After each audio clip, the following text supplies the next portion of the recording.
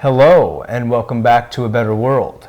This is your host, Mitchell J. Rabin, and we're very glad that you're joining us again today. Today we are on location yet again in lovely San Francisco, a very beautiful place in the world, and in particular we're at the Presidio, a former military base, actually, that has been transformed by people like I'm going to be interviewing today, Andrew Michael, who's the executive director of Partnerships for Change, and people like him who are doing extraordinary work in the environmental field and humanitarian fields, especially nonprofits, doing some work having to do with making the world a more humane, livable, sustainable place, creating communities wherever these folks go. In fact, one of the finest symbols of this, where we are right now, is the Presidio itself, which has no trace of military equipment any longer, but actually is a place where plowshares are being formed. It's really very beautiful, and great people are doing excellent work here, and it's very pleasing to be in a place that once stood for war and that kind of value system, and be here now where peace, harmony, sustainability are being promoted by a number of very interesting groups. We're very lucky that today we have Andrew Michael on of Partnerships for Change, who's going to be speaking to us about his pioneering work in basically creating an alternative economy. Andy, great to have you on the show. Good to be here. Thank you for being here. Absolutely. It's my pleasure. I'll come back anytime. Really. Would you please give us an idea, first of all, of what Partnerships for Change is and what it is you're trying to accomplish? Sure. Partnerships for Change was formed in 1991, founded by Jacqueline Miller, and we were formed for the purpose who we've also had on the show. Yes, author of Hard at Work. Hard at Work, and a book I love. It's a fabulous book. Oh, yeah. Good stories about inspiring people and how we're shifting the way we work with each other in the workplace. Right. To humanizing the workplace. I've recommended the book to many people. Exactly. So Partnerships for Change was founded in 1991, became an official 501c3 in 1993. We actually call ourselves a social profit as opposed to a non-profit. Purpose is that we are really balancing the books in the social realm, and we are actually preventing, to the best of our abilities, social costs that are caused by malfunctioning systems in society, Yes. like systems that prevent people from being validated for their natural skills, for the gifts that they have to offer each other, and validated and valued. Exactly. So creating, in a way, a double bottom line that not only profits private enterprise in a for-profit sense, but also validates and values society and the civil sector, which has gone often unnoticed. So Partnerships for Change was really formed to go after and make a proactive statement and also create activities around the civil sector to redefine, first of all, the role... Civil as in the private sector. The civil sector as being not the governmental sector and not the for-profit sector. It's kind of the place where people meet, the commons, if you will. And Partnerships for Change was formed. Its mission is twofold, really, to redefine the role of the media and the way the media does its coverage, so it does validate the things that are often left out of the news, like the good news, like the fact that good things are happening and people are making a difference. Yes. And secondly, to really shatter all notions of scarcity by showing and exhibiting the way that we can value the infinite qualities that people have to offer each other, and to bring back partnerships between human resources, natural resources, and in a way the collective energy and the collective wisdom that lives in communities. Well, how do you get involved in this? I know you have a law degree, and you've been involved in any number of things, from the study of history, etc. How is it that you've gone from where you've been to where you are now? It's been a circuitous route. Yes. If I can say that wrongly. Circuitous. Circuitous route. Essentially, my different experiences have brought me here. After college, I was a journalist for about a year, and I enjoyed doing that, but I also found it kind of like, it was like manufacturing news. And I found that the idea of pretending to be non-biased as a news reporter was stifling for me personally. So I chose that. Not real. Not real. And we're actually maintaining the facade of a scientific culture that thinks that we can be non-biased and not actively engaged and affecting everything in our environment. Don't have feelings about reading that people are dying all over the place. Right, just imagine? as if you can observe from afar and everything. Or that is even desirable. Right. And what's desirable? And I consider it tragic. Not only is it undesirable, but it's disempowering. The idea that you are somehow separate from your environment completely negates your impact within the environment, as if there's no attachment. So after that experience in the media as a journalist, I decided, no, I'm going to be biased, and not only am I going to be biased, but I'm going to get into something where I can advocate with as much passion as possible for the things I believe in. For the good of people. So I thought, and so I actually had deferred my law degree for a year when I did my journalism, and then I went into law school with that idea in mind. How am I going to use the law to enable people to protect their rights and empower people? And my experience in law school was a great experience in that I made it a vocational experience for me.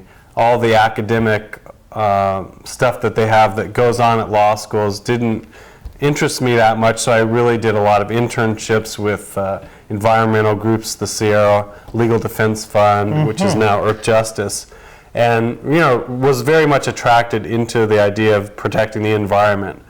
Back when I was in elementary school, I had concerns about ecology and wore the green buttons and all that. That's great. So it was a good God fit. bless you, Andy. Yeah, so why not, right? Yeah. So do that. But what I found I was involved in there was good efforts to really protect the environment, but very tedious and very much about maintaining a legalistic quality that, since OJ, really pervades so much of society and the way that people interact. Again, I saw less empowerment and more disempowerment, in the sense that it was always the third party that would take care of our issues between us or the conflicts. And in a continuum of prevention and producing a world that I wanted to live in, to actually just kind of dealing with symptoms and dealing with the end results. That's where law was for me. It was the end of the continuum. So I wanted to refocus my life into preventative mode of preventing problems and a proactive mode of actually generating good communities, healthy communities where people are validated. Excellent. Yeah. So really pursuing the law, the legal profession, really was not satisfying really any of those to speak of. Not in a significant way. Right. No. And so you made the switch into doing something that is where your bias could be fully realized, so to speak. And what I did was, right after law school, as law school was finishing, I found a legislator that I found had some really innovative ideas, named John Vasconcellos, who was chair of the Ways and Means Committee in California, dealing with a $50 billion budget. And what I was so thrilled about, what he was talking about, was an empowerment strategy to really enable people at a personal level and at a community level to re-engineer basically the way we work together. And the task force that he had basically founded was called the California Task Force to Promote Self-Esteem and Personal and Social Responsibility. And was what brought me to where I am right now, was a couple things. One, $50 billion later. That should have provided nothing in my pocket, but nonetheless. Nothing up my sleeve. What it provided was an avenue for learning about what motivates people in terms of, making their communities a better place or a worse place, what gets people into crime, drug abuse, educational dropouts. What is it about what we are doing to ourselves that makes that happen? And so I was able to learn from some of the good minds around about the underpinnings of social motivation as well as personal motivation. Mm-hmm. And what I found was, there is a quality, which I think many of us realize anyway, an innate quality within every person that is completely whole and perfect, that in fact we are born whole and perfect and healthy, mm-hmm. and that the different systems that we have engaged ourselves in often put veils over that. So what I found was there is this natural self-esteem, or I like to think of it as soul esteem, that is embedded within each one of us. And so the word self-esteem was actually creating a lot of havoc and still does. And what I found was it was the experience underneath healthy self-esteem that I wanted to learn about and figure out how to create that situation, that environment in a community setting, so that a community as a whole could evolve. And that's where the projects that we're working on in Partnerships for Change came out of that question. And so what we've really found out is that enabling people to tell the story and their own stories about themselves, what they care about, what they love to do, what's their passion, and what they need to make their dreams come about true. Was a key element in raising self-esteem of the individual and then creating a vessel or a forum where it could happen in a community setting was really the task that I started embarking upon, and then left state government to do Partnerships for Change really full time. I see. So to enable people to tell the stories about their strengths and what they can offer each other. So in other words, Andy, when people are given an opportunity, whether it's individual or collectively, and I think collectively has extra power, of course, because of the power of the group. When they're given a chance to dream aloud, as it were, to share their picture, their vision of a future that they would like to see, they become empowered, and the so-called self-esteem barometer increases. I think that's definitely part of it. But there's another aspect too, which is very practical, in the sense that if you give people a chance, an opportunity to share what they like doing and what they're competent at doing, that there's a natural growth that happens, there's a natural validation of a person's value in the world, and if you give it a chance to grow in a setting where other people are listening and hearing what you have to offer, that you're being validated and valued also, because people are asking, I could use that. That's something that I need right now in my work or in my personal life.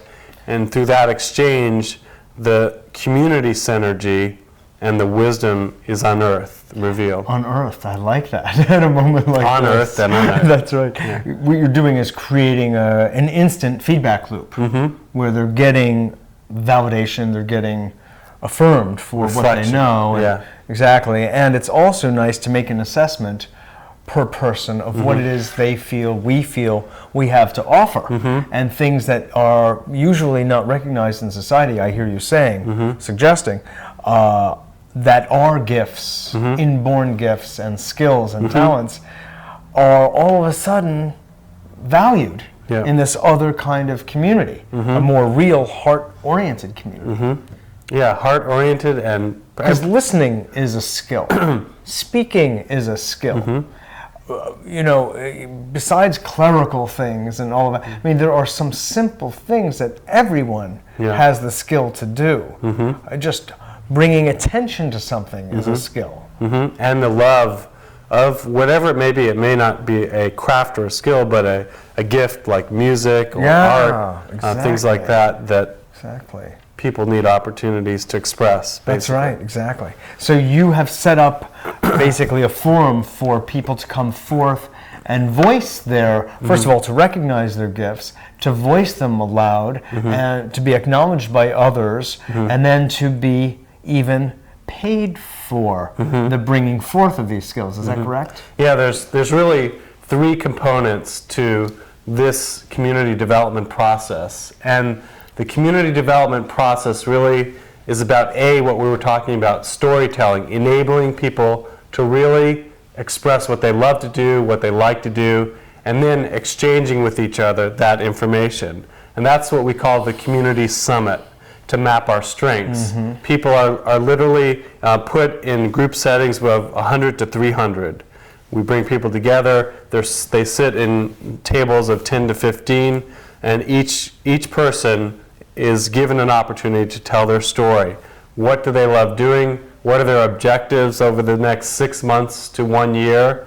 And then what are they good at doing and would like to offer others? And what do they need? Often the question is not asked enough, and people are not able to express what they need. It's always kind of in the background. We bring that into the forefront, and then as people are telling the story, we are capturing this information on what we call the Resource Exchange Bank, which is both online on the internet as well as on personal computer databases. And this is the memory bank of strength that then begins to grow and live in this community in such a way that we don't lose our memory about who's got what skill when we need it. It's always a place that's growing, and it's a place of embodying this new idea of the community story, which is everybody's story being put into the mix and then utilized. It's mythic in proportion. It really is. It is. It's us getting back to our heroic nature, which is sharing our ultimate gifts with each other. That's right. And this is something that, of course, you know is a standard part of many Native American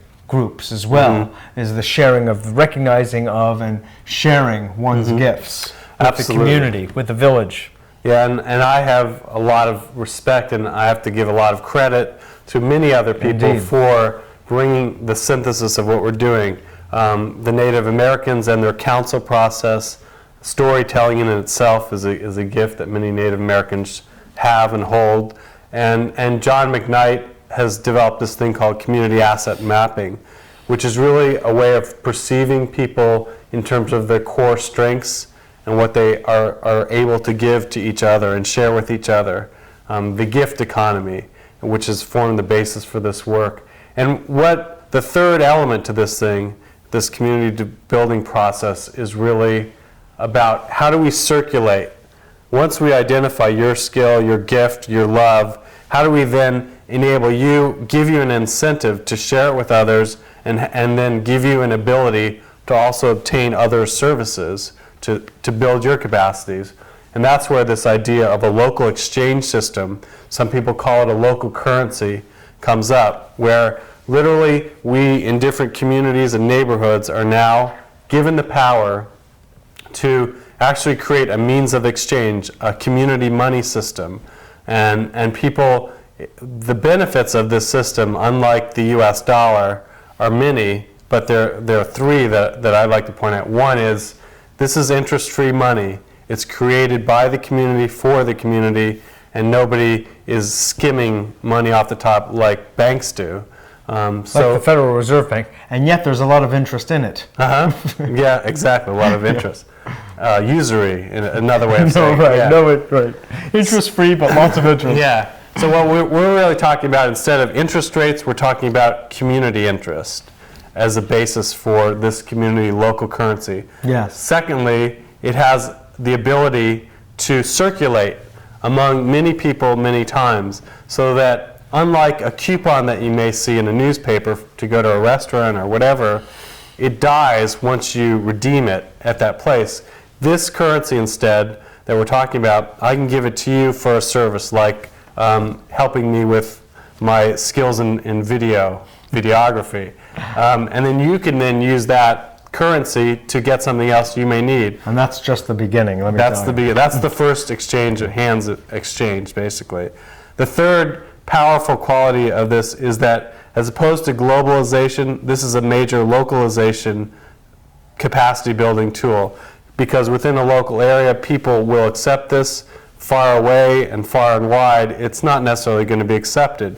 So it builds relationships in local areas, and it circulates many times. Fantastic. So it's always redeeming. It's redeeming. It's in each other we trust. That's right. In New York, Ithaca. Yeah, give us the example of Ithaca. Yeah. So that's for our New York viewers. They will appreciate to know that not that far away, this has been in action for a number of years. What's the story? Yeah, the story is in Ithaca, New York. A person by the name of Paul Glover got together with about 90 people to start off with in Ithaca and said, you know... And this was when? This was in the late 80s, and there was a somewhat of a recession going on. He said, this is ridiculous. We've got to figure a way to bring more purchasing power into our community. They then designed their currency called Ithaca Hours. They started printing it up. People started exchanging it with each other in such a way that people were getting what they needed. And then it has now flowered to include over 300 businesses. It includes all walks of life, people that do healing services, massage, to people who own restaurants, movies. All farmers markets are all now involved. They estimate that the value of the exchange, each Ithaca hour, is equivalent to $10. The value of the exchanges over 4 or 5 years has been over $2 million in Ithaca alone. Wow. Does it come in different denominations? It comes in different denominations, quarter, half Ithaca hours. Half Ithaca hour would be equal to $5. So that's one model that we're now incorporating. The thing that And you're doing this right here in the Bay Area. We're doing this in the Bay Area, and we're specifically focusing on inner city areas, often areas that are low income, where there's a high unemployment rate, because like a drought, or where the wood is dry, Exactly. the place that this stuff is really going to burn is where there's a lack of capital, lack of liquid US dollars available, and often that's in those areas. And we're going to link those areas to other parts of the city which may be more affluent, but often in those areas of affluence, there's a feeling of alienation. There's not a feeling of connection with other community. people. Right. So everybody really has something to gain by being involved in this. Sure. And how is it going so far? It's going really well. We've had we launched RAFT, actually. RAFT is the acronym for our local currency project. Which stands for? Stands for Resource Access Finance and Trade Association. But it also stands for? Well, it also stands for Rejoice. The inner acronym meanings. The inner meaning is really, in truth, when we look at our surroundings and ourselves, we can rejoice because abundance fills today. Another RAFT. And finally, we can really live in greater harmony with each other if we release all fear today. All right. So these are the other I don't know levels if we should say of RAFT. finally, but certainly next. It would be nice to do that, yeah. We'll come up with more, because we're abundant. Right, right. Yeah. So it's going well. It's going affluently. We hope, yes. We've had a number of community summits throughout different communities in San Francisco, Hunters Point, which is a predominantly African-American area, high unemployment. We've had a couple of very powerful meetings there. We've met in the Marina District, which is close to the Presidio. We've also met in the Presidio. We've met in the Mission. So we're starting to meet in different neighborhood districts with very multi-ethnic, multiracial, multi-class kind of people that are living there. And more people are being involved. Excellent. Now, you met with Mikhail Gorbachev not that long ago, and you signed some kind of contract. Yes. What was it for? Well, it was very exciting. Partnerships for Change was basically asked to organize an international community summit. And Mikhail Gorbachev has started an organization a number of years ago called Green Cross International. Yes, sure, I remember. Yeah, much like playing off of Red Cross. Sure. The idea is to save the planet. Save the planet and come in to situations where there's a lot of toxic problems Yeah. and figure out how to deal with it. And this particular summit happened in the Presidio, which had just been transferred from being a military base into a civilian, now it's a national park. And we were asked to bring together people from across this country, that community people that are working on military economic conversion and cleaning up of toxic waste at military sites. And we had this meeting, over 200 activists, businesses, government organizations involved in that process from communities around the country came, and we did this for Mikhail Gorbachev, and actually used the Resource Exchange Bank as a way of building a peer-based network among these different communities to learn from each other. And actually, there were some people that came out from New York, from Long Island, people that came out from Seattle and Washington. Fantastic. Yeah, Maybe I'll be at the next one. it'd be great. Yeah. We'd love to have you. Mikhail and I'll come together. Yes. Very energizing to hear his story about the fact that it was environmentalists that really were the key and core to a lot of the perestroika that he was able to bring about. Yeah, excellent. It's also, so when will the next meeting be? The next meeting hasn't been scheduled yet, so You'll let me know. Yeah, Please definitely. do. And you're also doing some work in coordination with Jerry Brown, is that correct? Jerry Brown. Yeah, Jerry Brown. What's going on? And well, We the People, which is a fabulous organization that Jerry Brown started. Excellent radio program every week, Monday through Friday, in New York at 7 o'clock, and out here at 4 o'clock on Pacifica Radio. Yeah, so what Jerry Brown asked us to do is they have members of We the People all over the country, 15 to 20,000. And because of what we've done with the Resource Exchange Bank, which is now an online skills exchange bank, he wanted to help develop a greater sense of community among the members of We the People. We the People. So they adopted the Resource Exchange Bank, which is at www.reb.org, as part of their website to be able to enable people. Oh, so there's a link between? Right. So he invited us to do that and has invited us Excellent. to hold some community summits in Oakland, where he's based, in terms of building community development in Oakland itself. Sure. I wonder how many time dollars we're gonna have to pay Jerry to get him on the show A Better World. Hopefully, nothing. But he deserves them, Yeah. to tell you the truth, very much so.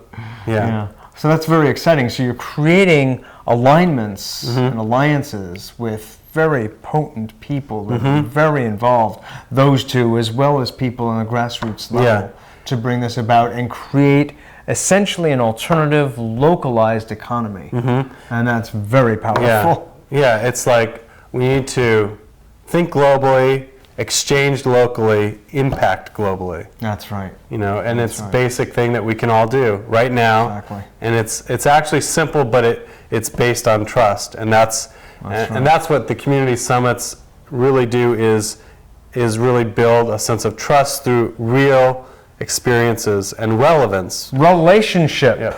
Really. Yeah. That's it.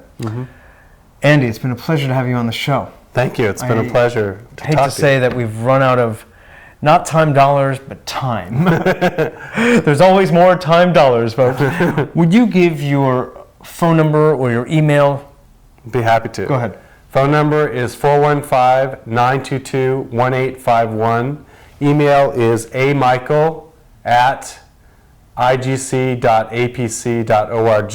You can also write Partnerships for Change as well at P.O. Box 471647, San Francisco, California 94147. Excellent. Keep up the great work, because Thank this you. is dynamite. You are really leading communities out of the hole and into abundance. Thank you for your time. God bless you. Absolutely. This is Mitchell J. Rabin for A Better World. We're very glad that you've joined us again today. Please feel free to call me at 212-420-0800. Share your thoughts and feelings with me. I look forward to seeing you all next week.